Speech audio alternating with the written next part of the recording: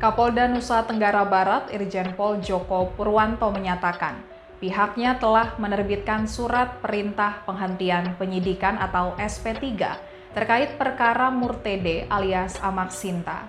Amak Sinta merupakan korban begal, tapi ditetapkan sebagai tersangka karena aksi perlawanan yang dilakukan oleh Amak Sinta membuat pelaku begal meninggal dunia.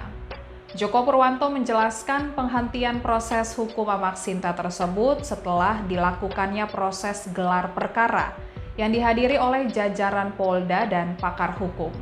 Dan hasil gelar perkara disimpulkan yang dilakukan oleh Amak Sinta merupakan perbuatan pembelaan terpaksa, sehingga tidak ditemukan adanya unsur perbuatan melawan hukum, baik secara formil maupun material.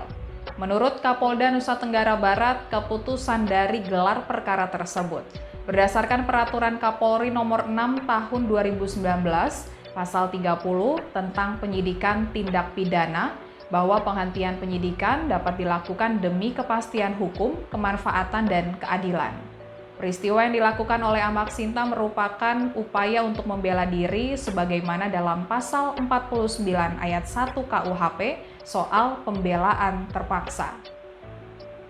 Sementara itu, Kepala Divisi Humas Polri Irjen Dedi Prasetyo menekankan bahwa penghentian perkara ini dilakukan demi mengedepankan asas keadilan, kepastian, dan terutama kemanfaatan hukum bagi masyarakat.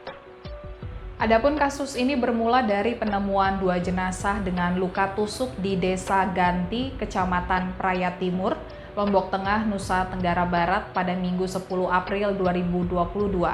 Penemuan tersebut kemudian langsung ditindaklanjuti oleh personil Polsek Praya Timur bersama gabungan Polres Lombok Tengah.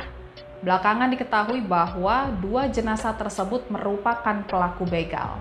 Korban begal, Amak Sinta, mengaku terpaksa membunuh pelaku begal tersebut untuk membela diri karena dihadang dan diserang 4 pelaku menggunakan senjata tajam.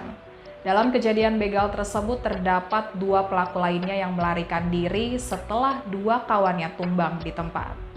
Keluarga korban yang tewas kemudian melaporkan kejadian tersebut ke polisi, sehingga polisi menangkap dan menetapkan Amak Sinta sebagai tersangka.